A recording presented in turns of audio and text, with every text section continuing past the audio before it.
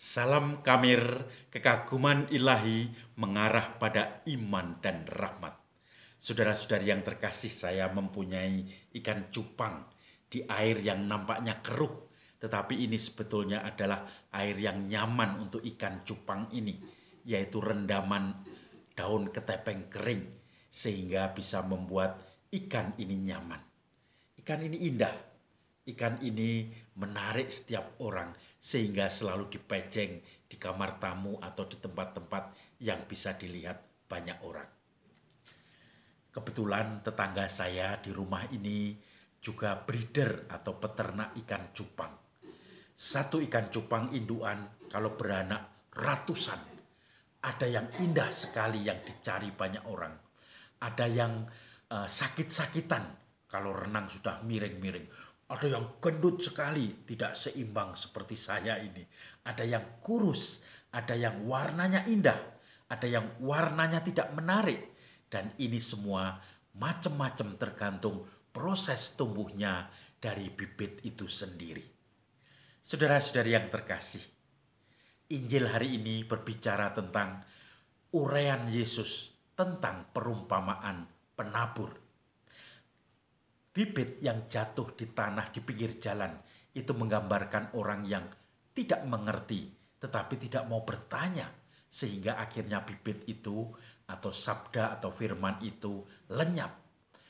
Tanah yang berbatu seperti dan tumbuh cepat tetapi kemudian kering karena tidak mengakar, itu seperti orang yang tidak memberi perhatian.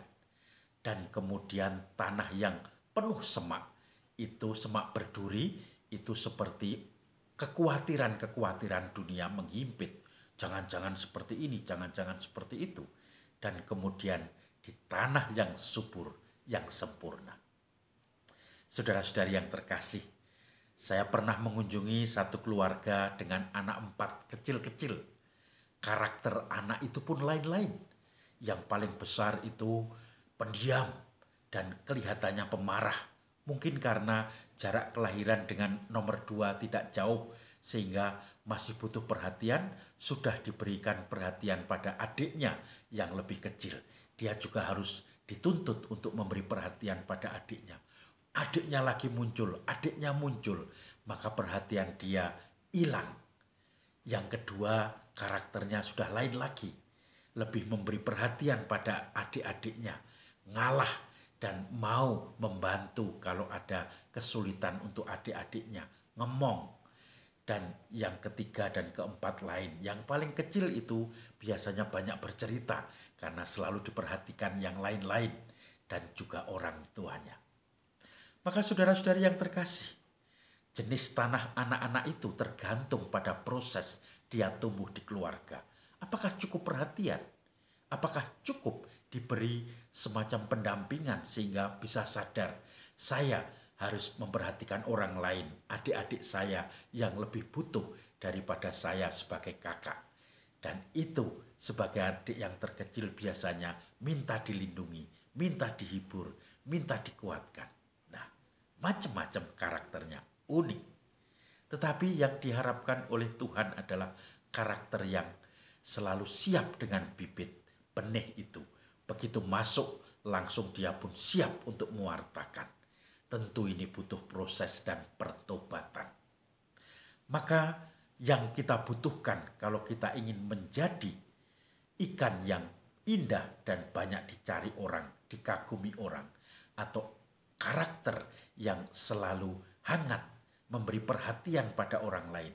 Orang lain datang tidak curiga, tetapi bisa pasrah, bisa curhat dengan 100% percaya, maka karakter itulah karakter yang berbuah 100 kali lipat, 60 kali lipat, 30 kali lipat.